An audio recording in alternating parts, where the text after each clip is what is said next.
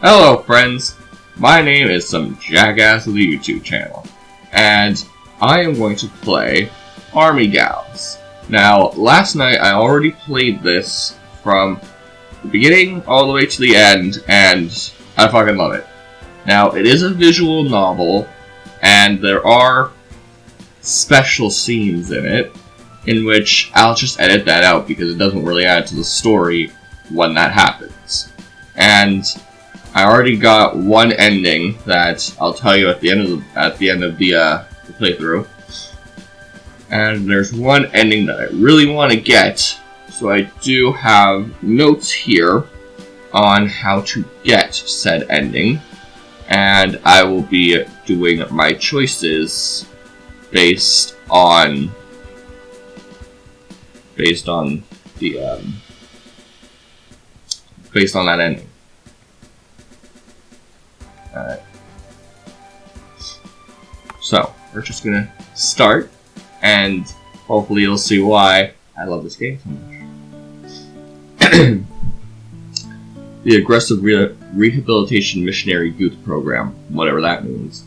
What a mouthful. Behind me, the train noisily rolls off, gaining speed as it vanishes off into the distance, leaving me stranded. I shift nervously from one foot to the other. What if they don't show up? Actually, that might be kind of cool. Better than roughing it out in the woods for weeks. I already missed my cell phone. I don't. A few minutes passed, and the other passengers that had gotten off at this stop all departed the station. Everyone except myself, who's standing here awkwardly with my backpack and luggage. Did I get the date wrong? Did I get off at the wrong stop? I'm gonna be so dead, they'll never believe it was just an accident. Deciding to wait just around a little longer, I wander the station listlessly. While boredly rereading the signs on the wall, I hear a peeling screech of tires. Did you not bring your music? Like, obviously you're not allowed to bring your phone for whatever reason, but did you not bring your music? Seems kind of weird that they wouldn't allow you to bring music. I glance up, watching the car as its doors open. Finally! These must be the people I've been waiting for. Kyle, right? I'm Shelton. He's suddenly interrupted by a noisy chant. Fresh meat! Fresh meat! Fresh meat! I hate it when people do voices, like in this situation where they would do a high-pitched voice for a female, or if it's the female doing the commentary, they would do a deep voice for the man. I ain't doing that shit, so... Because most of the time, spoilers, you're with 3 women. So, that'll be me constantly doing high-pitched voices. So, fuck that. A chanting woman strides up next to him. She's wearing biker overalls with her cleavage in plain sight. I don't see anything about that. To my credit, I drag my eyes back at the man talking to me. Sheldon glowers at her. Will you stop? Sorry we're a little late. The hotel we booked is further out than we were expecting. He thrusts a hand out at me, sighing as if he tries again for an introduction. I'm Shelton, the camp leader of the Aggressive Rehabilitation Missionary Youth Program. ARMYP. Army P? You'll see why I was doing that in a second. We at the Aggressive Rehabilitation Missionary Youth Program believe that all youth need a guiding hand. The history of the Aggressive Rehabilitation Program... Oh my god. If I have to hear you say that stupid speech one more time, I'm gonna knock your teeth in. The woman gives Shelton a scowling look. Just abbreviate the name. Like, Army P. You can't abbreviate it. No one will take it seriously. Well, whose fault is that? My brain has been short-circuited by the curvy, sporty woman who looks just dangerous enough to be interesting. I never understand this. A lot of the women later on have this little squiggly line for the mouth. You can obviously draw a straight mouth, but this, it doesn't make any sense to me. She must notice my stare, meeting my gaze with an arched eyebrow that sends a jolt right down my spine. A wolfish grin spreads across her face. Got something to say, fresh meat? Are you one of the students from the camp? I blur out my first assumption, and they both look at me with wide-eyed stares. I've messed up. Oh, great. She isn't a student. This is Cheryl, a fellow camp counselor. She's a counselor? I distinctively hear him hiss through his teeth in the least inconspicuous way. He was clearly setting up a bad example for the children with that devil-may-care get-up. Oh, please. I hate it when you call them children. They're certainly not kids. Right? She thrusts her hands out at me with a wink. Trying to figure out if I'm in some kind of flip-flop good guy, bad guy routine, I shake her hand. I rack my brain for something to say. Alright, so this is one of the decisions that I need to make. This will lead to a certain scene. This supposedly leads me to the ending I actually want. So, she blinks at me blankly, her expression bored. I know who you are, fresh meat. I'm not an idiot if that's what you think. Is that what you think? What? No! She looms in closer and I think I hear her knuckles cracking. You sure about that? What is wrong with this woman? I'm sure! Finally, her angry expression breaks. Jeez, you're too pathetic to even enjoy making fun of. I think I should be offended. Well, fun is preventing fresh meat here is, you should probably remember that we left 3 other delinquents in the car. You do have the keys, right? Sheldon breaks out in a sweat. Of course I got the keys. 3 delinquents? I try to peek past him, but Sheldon suddenly blocks up my vision. I almost shrink back, but he just takes my bags. Going to put all of us in the car with rest, but there's not enough room for all of us in there. I hope you're okay with being tied down to this top. How good is your finger strength? What? Well, if it gets bumpy and the rope comes loose. Well, I mean, I have to ride on top of the car? You should know that the delinquents don't get the same luxuries as everyone else. Besides, think of the legroom. I'm not a delinquent! Sounds like something a delinquent would say. I splutter stupidly in protest. What kind of a word is stupidly? I know stupider is not a word, but is stupidly a word? In protest, but I can't find a comeback. Shelton slams the trunk of the car closed. Everything ready to go? That was a yawn sigh. That was weird. I sigh. Do I really have to ride on top of the car? Sheldon looks at me like I just grew another head. What have you been telling the kid? Cheryl just bats her eye innocently and then walks away. You're with her. We'll head on to the campsite, but it's a long way to go by motorbike. We'll spend the night in the closest motel, that's a word, to the woodslands and meet up with us tomorrow. I'm actually going to ride with her? As if reading my thoughts, Cheryl loudly revs the bike. Come on, you ready?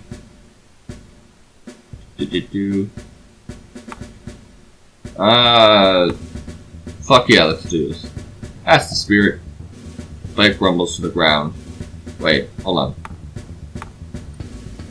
Just gonna save here just in case. I actually had a lot of other saves, that's why you see all the same one.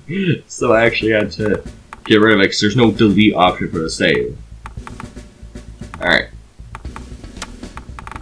Return. Actually, I'm gonna pick this, because I picked this before. Cheryl scoffs. Don't be such a coward. Everybody dies someday. Some people are just lucky enough to go out in a blaze of glory. Or a blaze of burning gasoline and skid marks. Judging from the look on her face, I would feel like she's not going to go easy on me now. Good. I straddle the bike behind her, trying to figure out how to sit on the seat without touching her. There's no such option, though, as she grabs me and pulls me forward. Hang on tight! She puts my hands around her waist before I can eject.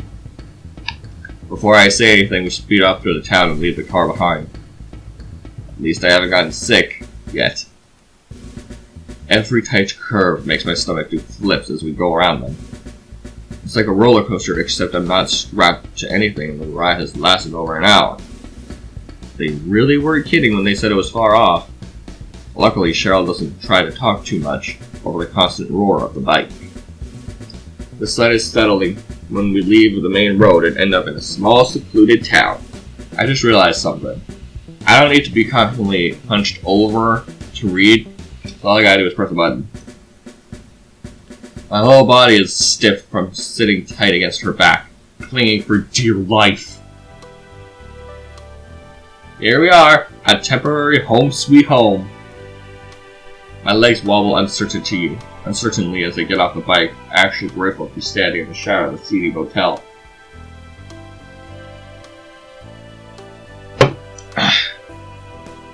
Anything on flat ground with no sharp curves or innocent pedestrians to run over is great. I'm gonna check us in.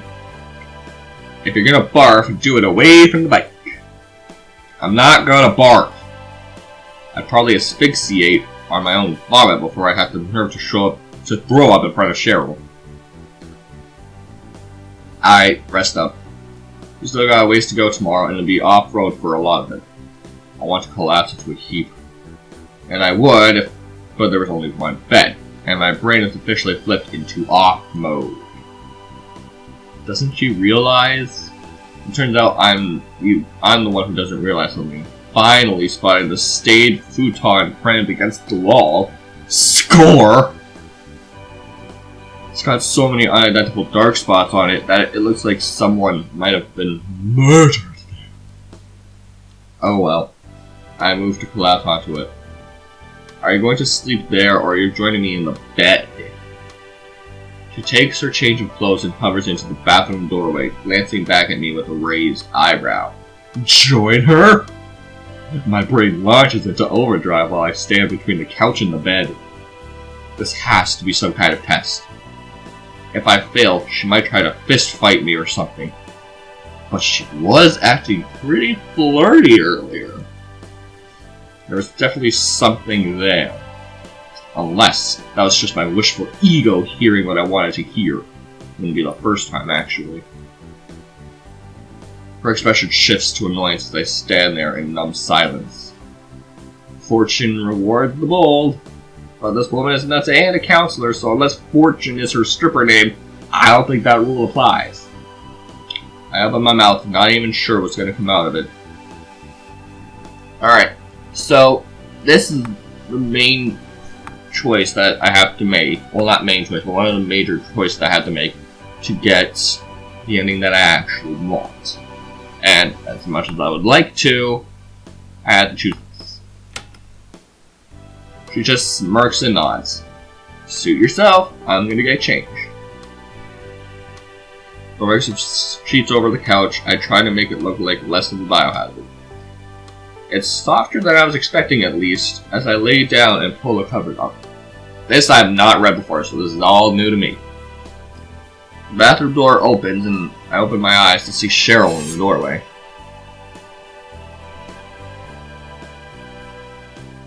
By the way, I have a nudity patch on. So, anything like that is going to be censored. I didn't know that was going to happen. So. A moment later, Cheryl returns, ready for bed. In the next moment, she flicks off the light. Up and at him, maggot! What? I practically launched myself on the couch in confusion, still half asleep and holding the blanket to myself. What? If you think you're getting the luxury of sleeping in past the crack of dawn, think again! I blinked towards the bright sunlight spilling through the window. But it's already past. Are you sassing me, fresh meat? I shrink away from her, yelling. No, ma'am. She suddenly smiles cheerily. Good! Seriously, though, we should get going. It's a long drive. You mean that was all a joke? You think what? Did you really think that is how the retreat was gonna be? Or that I would get up at the crack of dawn of my own free will? Please. Hurry up and get changed. I'm gonna go start the bike. Still confused, I hastily tug on my clothes. Another day of biking passes in alternate flashings of fields and buildings. I was told the retreat wouldn't be far off in the wilderness, but I didn't think they were this serious about it. Eventually, we were off on the main roads, but that doesn't deter Cheryl, who speeds through the quiet lanes. The teeth in my skull, my teeth chatter in my skull as the bike bounces along. How is she this confident in going so fast through country lanes? I thought I was going to be decapitated by a tree branch. I just hold on and hope. But judging from how fast she's going on these narrow, overgrown paths, she's familiar with them. Or lucky. My back is hurting. I think I've cracked my molars by the time she finally stopped. There's nothing here. The road's too rocky from here on out. We have to walk the rest of the way. No objection here. Riding for the last 2 days has seriously taken its toll on me. My joints creak for the first 5 minutes we walked, still adapting to being able to move. It's not until we're almost an hour into the walking that I sigh. My sense of direction has been completely shot between the path that vanished half an hour ago and the haphazard way here. Why is this place so far from anything? This is the first piece of property we were authorized to use. Besides, there's no way you guys are going to sneak off into some town and cause trouble out here. I don't even cause trouble! Oh, boo-hoo. Do you want us to change the camp location just because you're supposedly a model citizen? That'd be nice. I just sigh and give up on defending myself, continuing to walk in silence for a while. This visual novel, by the way, has like 5 to 6 hours worth of story time. So, expect a lot of parts. Probably gonna be like 20 to 25 minutes per part. So if you don't like my voice, oh well.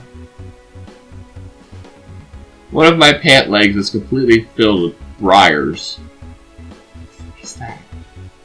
And the mud caked into the bottoms of my shoes, making it difficult to walk. Somehow, Cheryl pulls her bike alongside her with no difficulties. Hey, Fresh Meat, did you happen to bring a cell phone? We were told not to. But did you? I don't get service out here. No. Damn it. Why, do we need one? If we're lost. You don't need one, but if I trick you into showing me yours, I would have gotten to toss it into the lake. What? Well, you were told not to.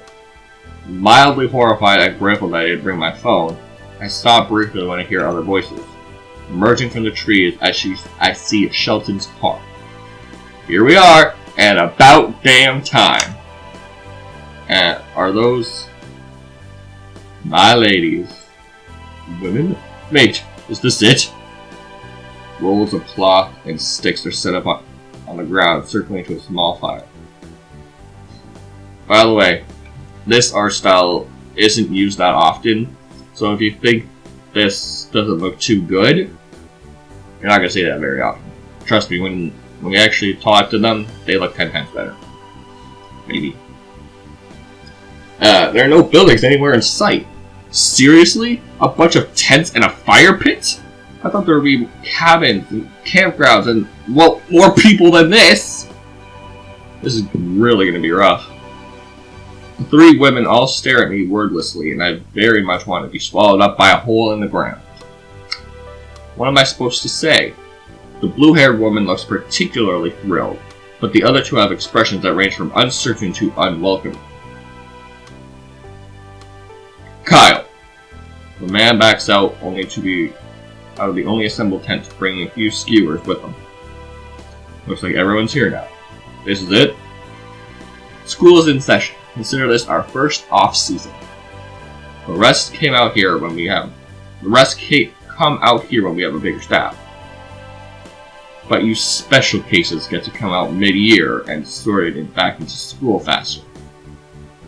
One thing that they never explained is everyone part of the same school. Because that will come to play at the end of the game. I glanced toward the other women, wondering what they did to end up here. Now that we're all together, let's get introductions out of the way. Women, this is Kyle. I waved feebly to no response. Kyle, here we have Andrea. Hi, I guess. She visits uncomfortably under my gaze, looking like she'd rather be anywhere else. I can't blame her. I want to point this out before the game has a chance to point this out. I'm going to show something on screen, and that's what Andrea basically was before she came to that camp.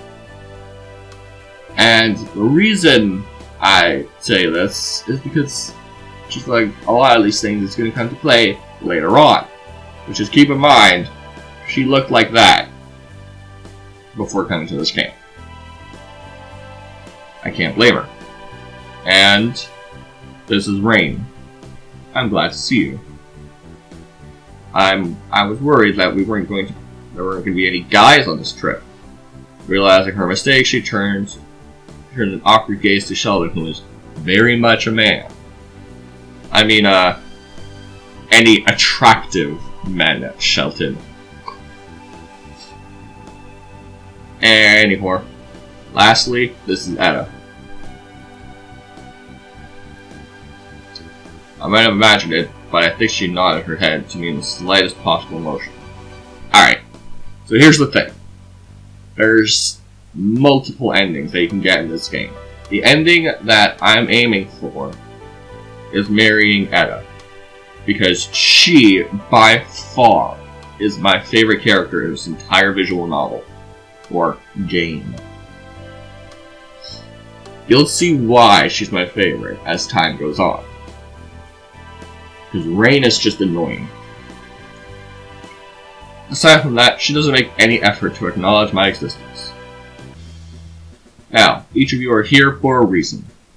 Yeah, freaking sabotage. I didn't even do anything, and now I've been shipped off to live in the woods. This group is your greatest strength. We can't keep secret from each other, and we can't be catty or petty. Everything here is out in the open. You have issues. We're going to work through them together. Am I the only one getting like a Fire Emblem vibe, like, we're gonna get through this together? And then like the recruitment song plays. I feel strongly compelled to zone out through the speech, but something tells me that Shelton isn't all that fond of me as it is. I don't think it was a good idea to go into much depth until we were all together. Saves me from repeating myself. And I hate repeating myself, even though I just did that. Now that we're here, let's start off with talking about the real problems, about why you're here. Andrea, we'll start with you. Alright. I'm actually going to pause it here. Thank you so much for watching this first part of this visual novel. Yes, I will be playing through this until I get to the ending. And who knows, I might do playthroughs where I get all the other endings. Because who knows how that could go. But, thank you for watching, and I'll see you in the next part. Jackass out!